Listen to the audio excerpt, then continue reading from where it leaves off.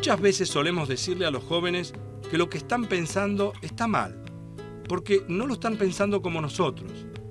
Y uno tiende a creer que pensar de una determinada manera es la forma natural. Sin embargo, hay gente que desmiente esto y encara los problemas desde un lugar distinto.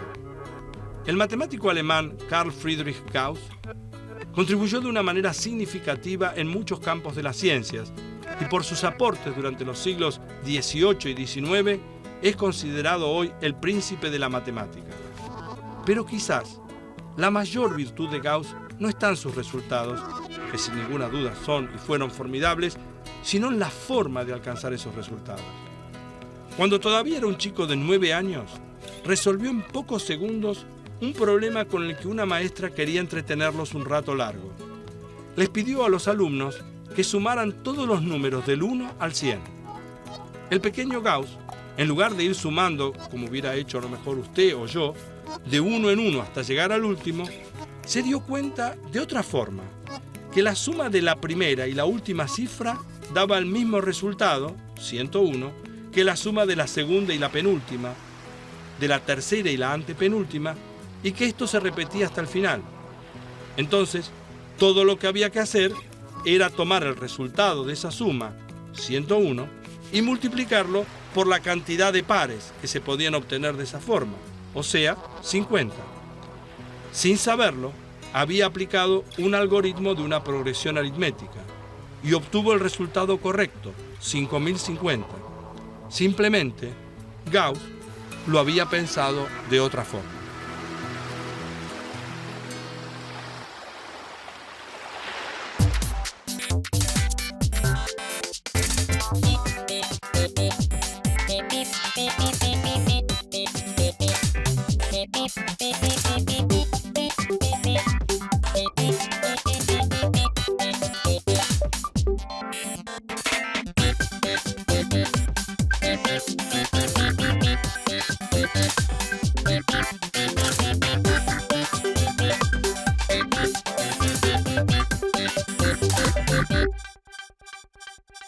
Mucha gente me comentó que, de acuerdo con lo que había visto en uno de los libros donde aparecían las cartas binarias, aparece ahí una suerte de juego en donde con algunas cartas que uno reparte con algunos amigos y uno le dice, elija un número y en función de en qué lugares de las cartas aparece ese número, él después se la entrega a la persona que está haciendo el juego y puede averiguar cuál fue el número que él pensó. Es decir, es un juego. De todas maneras, es un juego con la matemática. Y yo estoy convencido que esta es una de las razones por las cuales, si uno pudiera aproximarse a las matemáticas a través del juego, entendería que esto es divertido, que tiene seducción, que tiene belleza y que además nos aproxima, justamente nos acerca a la matemática desde un lugar diferente. Miren, yo me voy a anticipar un poco a uno de los videos, pero en todo caso lo que quiero decir es que ahora voy a presentar una nueva manera de multiplicar. Fíjense. Tomemos una cuenta sencilla para arrancar, 32 por 21. Con este método, lo que tiene que hacer primero es dibujar un rectángulo y dividirlo en tantas columnas como dígitos de uno de los números que se tiene, y tantas filas como dígitos tiene el otro número. Sobre el rectángulo, usted debe anotar el primer número, haciendo coincidir cada dígito con una columna. Y en el costado derecho se repite la fórmula, pero con el otro número y respetando la fila. Después, usted divide cada pequeño rectángulo en dos con una pequeña diagonal y comienza la operación. 2 por 2 es 4. 0, 4 para que haya dos dígitos. 2 por 1, 0, 2. 3 por 2, 0, 6. Y 3 por 1, 0, 3. Ahora lo que hay que hacer es sumar las diagonales. En la primera, solo tiene un 2. Así que lo escribe al final de la diagonal. En la segunda, se suma 4 más 0 más 3, o sea que da 7. Y también lo escribe al final de la diagonal. En la cuarta, 0 más 6 más 0 da 6. Y en la última, solo tiene el 0. Entonces, el resultado de 32 por 21 es 672. Usted podría decir, bueno, pero no ganamos mucho. Igual hay que saber las tablas y además hay que saber sumar. Bueno, ahora voy a presentar dos métodos en donde uno puede multiplicar sin saber las tablas. Si usted quiere multiplicar 23 por 12 con el primero de estos métodos, lo que tiene que hacer es tomar la decena del primer número y convertirla en líneas o palitos. Y aquí son 2. Y después tiene que dejar un espacio más o menos prudencial y va a descomponer las unidades en palitos paralelos a los de las decenas, es decir, en 3. Con el otro número usted tiene que hacer lo mismo, pero cruzando de manera perpendicular las líneas del primer número con las del segundo. Las decenas primero, un espacio y las unidades después. Y ahora lo que tiene que hacer es separar para después reinar. Marca las filas verticales imaginarias y comienza a contar las intersecciones. 1, 2, 3, 4, 5 y 6. No hay más en esta fila. 1, 2, 3 y 4. Pero esta fila no termina aquí, sino que sigue acá abajo. 5, 6 y 7. Y por último, esta fila que solo tiene 2 intersecciones. El resultado, por lo tanto, es 276.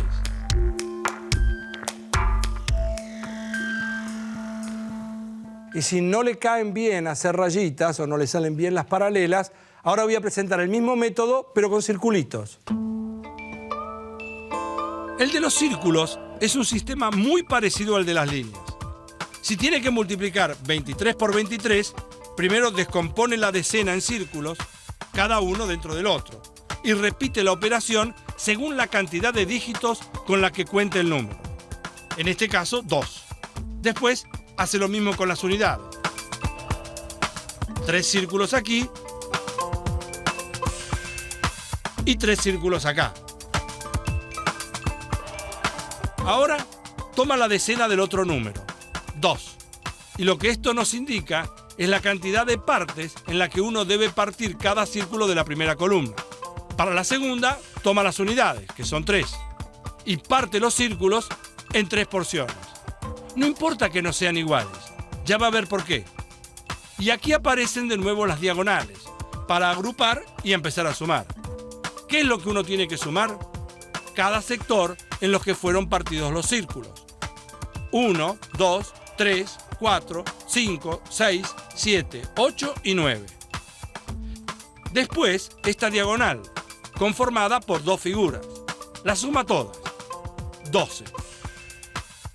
Ahora la última diagonal. 4. Como en cada diagonal le tiene que quedar un número de un dígito, como en cualquier suma, se lleva el 1 a las centenas y lo suma al 4. 529. En todo caso, todos estos métodos creo que le sugieren a uno, por lo menos lo que me sugeriría a mí, bueno, yo voy a estar siempre con un papel y un lápiz, en todo caso en cualquier reunión o esté con quien esté, voy a sacar ese papel y ese lápiz y voy a tratar de sorprender a mis amigos. Esto, en definitiva, se trata de acercarse a la matemática, jugando en algunos casos, pero también entendiendo un poco más qué es lo que uno hace cuando multiplica.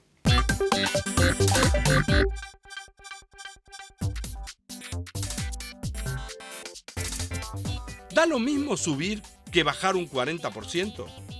Por ejemplo, yo lo desafío a pensar lo siguiente. Si usted tiene 100 pesos y le quita el 40% y al resultado lo incrementa ahora en un 40%, ¿usted vuelve a recuperar los 100 que tenía?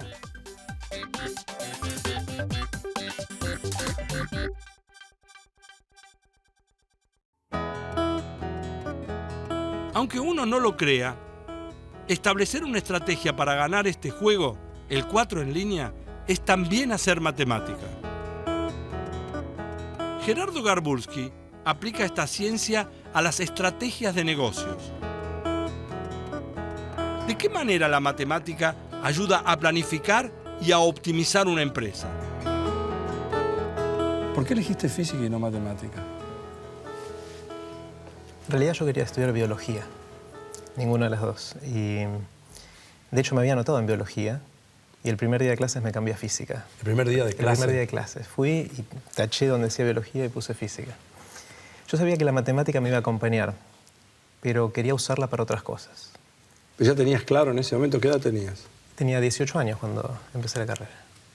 Quizás el primer recuerdo que tengo es a los 7 años, con mi viejo, tratando de explicarme trigonometría, dibujando en los azulejos empañados del baño. Dibujaba triángulos y me quería mostrar que si uno tomaba los catetos de los triángulos y los medía y tomaba el cociente entre los dos, el resultado era independiente del tamaño del triángulo si uno mantenía los ángulos iguales. ¿Y vos entendías Al eso? principio no tanto, creo que me llevó un tiempito. A los 8 años lo empecé a entender y al principio me parecía magia. Digo, ¿cómo puede ser? Esto es mágico. Y cuando lo entendí, pasó de ser magia a ser belleza.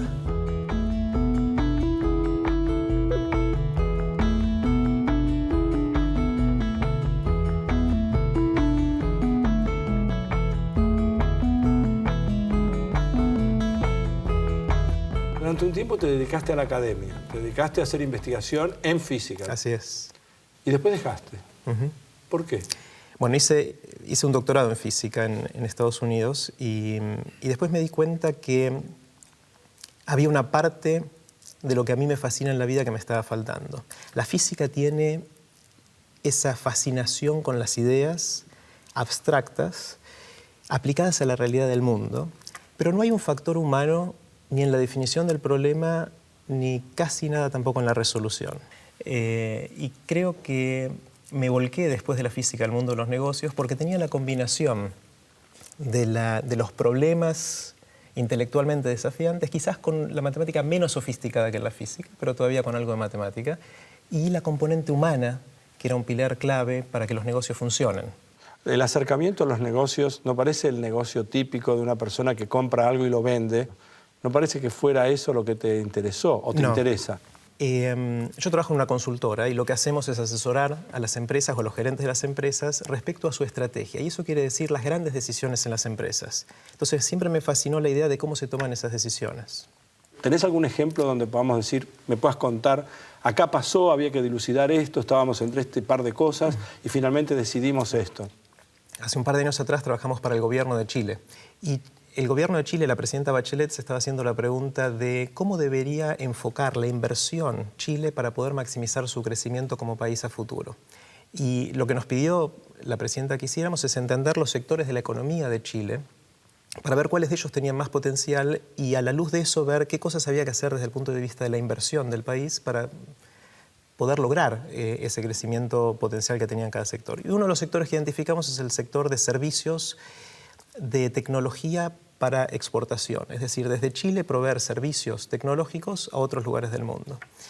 Como ejemplo concreto de una recomendación que dimos es hicimos un análisis bastante exhaustivo de las habilidades que había en Chile para poder hacer esto y había una brecha grande en el nivel de inglés de la gente. En el caso de Chile, entonces, recomendamos hacer una capacitación fuerte y masiva en temas de inglés y el presupuesto del 2008 de Chile tiene una partida muy importante de dinero dedicada a esto.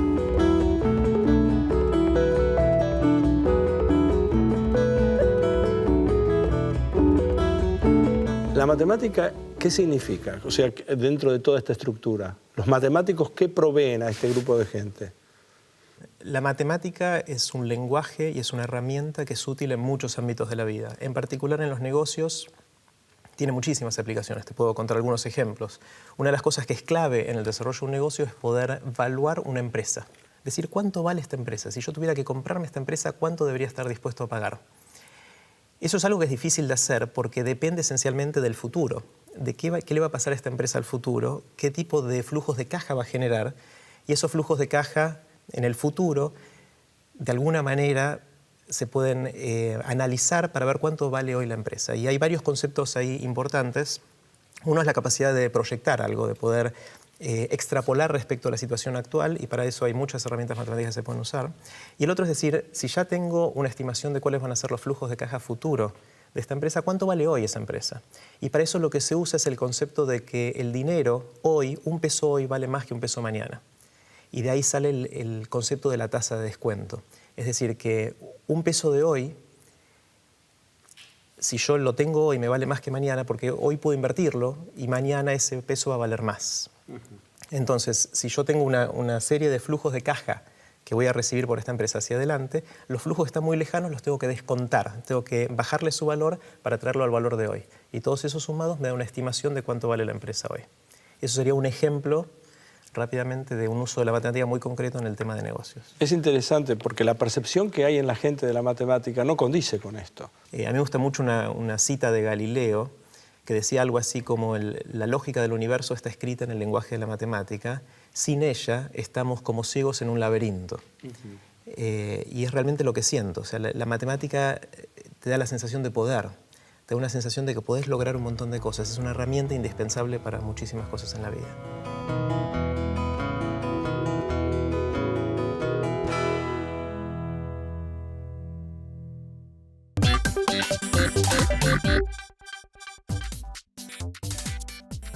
Nosotros teníamos 100 pesos a los que le sacábamos el 40% y al resultado le volvíamos a subir el mismo porcentaje, o sea, otra vez un 40%, pero ahora para arriba.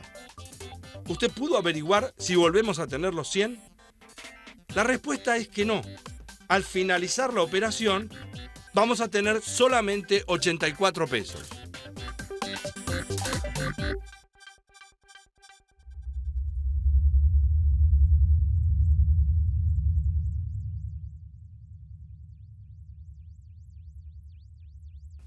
Ahora quiero plantear una situación que tiene que ver con lo que se llama el pensamiento lateral. El pensamiento lateral es un momento en donde uno, frente a un determinado problema, lo mira, lo analiza, no se da cuenta bien cuál puede ser la solución y de pronto aparece la solución desde un lugar que es inesperado, porque uno no estaba pensando, estaba concentrado en los datos de una determinada forma y está casi como obnubilado.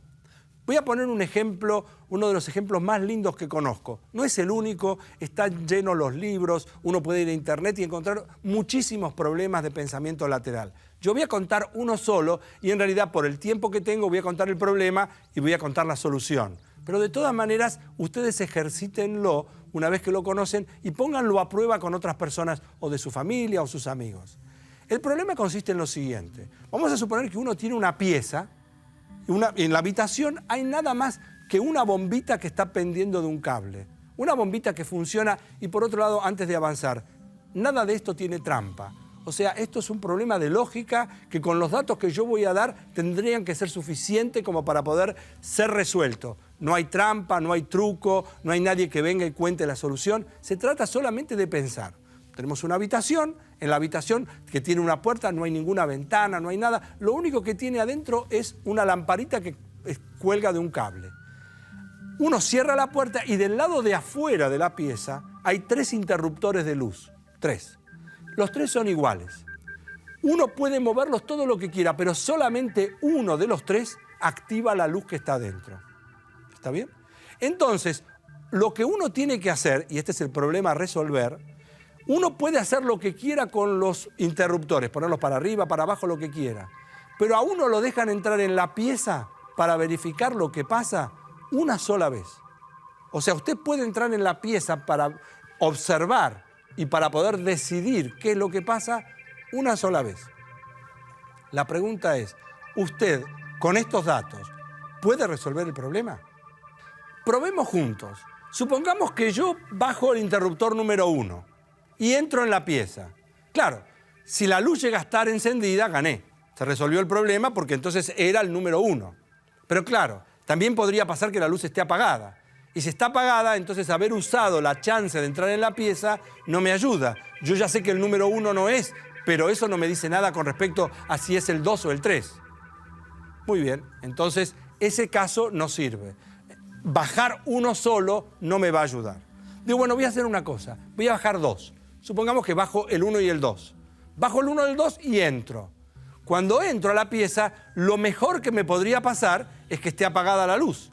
Porque si la luz está apagada y yo bajé el interruptor 1 y 2, quiere decir que la luz se activa con el 3.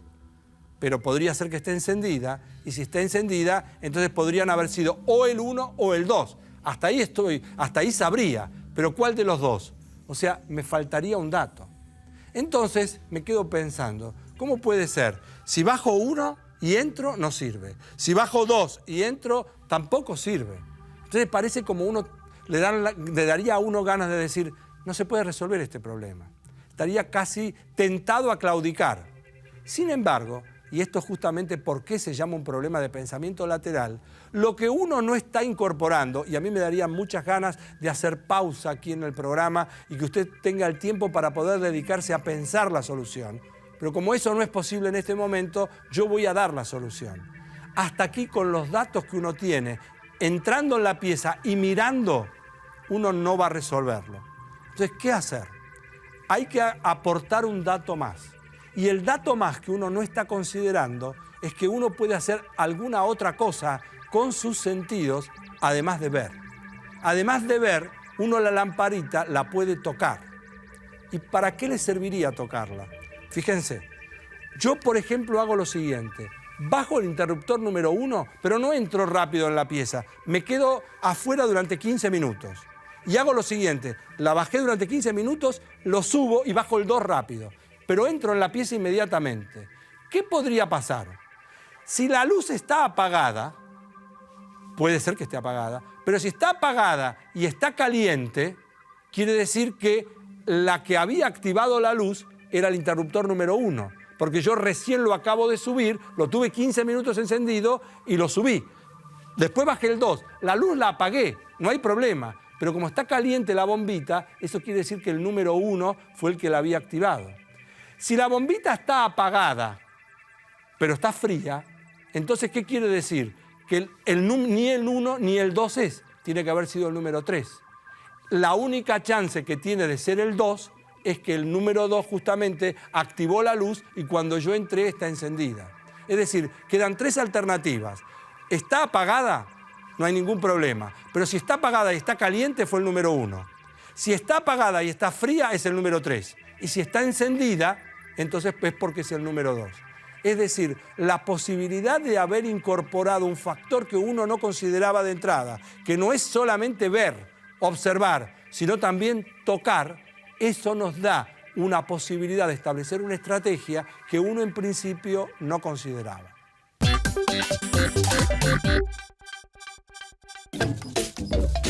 Paremos un poco. Le voy a contar una historia. Resulta que un día Juancito escucha en la tele que en Nueva York un hombre es atropellado cada 10 minutos. Lo mira a su padre y le dice, ¡pobre! Tiene que estar hecho polvo. Porque cree que es el mismo, ¿lo entienden, no?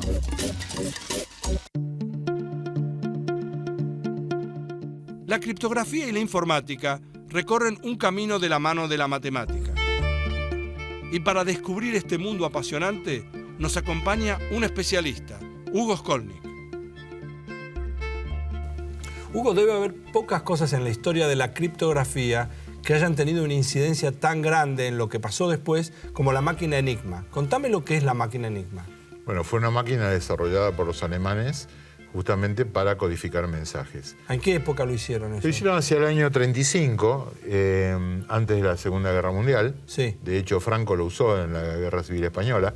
Es como una especie de máquina de escribir, de la época obviamente. Tiene 3 rotores, cuya posición inicial definían el código que se iba a utilizar. Cuando vos decís el código, quiere decir que en definitiva vos a una persona iba escribiendo y las letras iban cambiando de acuerdo con la posición de esos rotores. O sea, si esos rotores cambiaban, la clave del día cambiaba. Exactamente. ¿Y cómo sabía entonces cuál era la posición inicial de los rotores? Bueno, esa es una pregunta interesante. Los alemanes habían inventado algo que hoy en día todavía se utiliza. Eran transmisiones de radio muy, muy cortas, donde en definitiva había un código en la transmisión de radio que definía la posición de los rotores del día. Ah, o sea que la posición de los rotores no era casual. No. La posición de los rotores dependía de algo que sí podían transmitir a la otra persona que estaba del otro lado. Pero yo le tengo que pasar la clave de alguna manera al otro tipo. Claro, algo muy, muy interesante es que cuando sospecharon que le habían quebrado la máquina, el código de la máquina de Enigma, que al mismo tiempo fue un hecho político muy fundamental, porque cuando se le comunicó a Churchill que se había quebrado el código de la máquina de 3 rotores, la cuestión era cómo iban a usar esa información. Porque en el momento que la usaran, los alemanes se iban a dar cuenta que lo habían quebrado. Sí. Entonces, el primer mensaje que se desencriptó anunciaba el bombardeo de Coventry, en Inglaterra. Sí. Y Churchill decidió no usar esa información para que no se dieran cuenta que habían quebrado la máquina Enigma. ¿Y eso después le permitió ganar la guerra?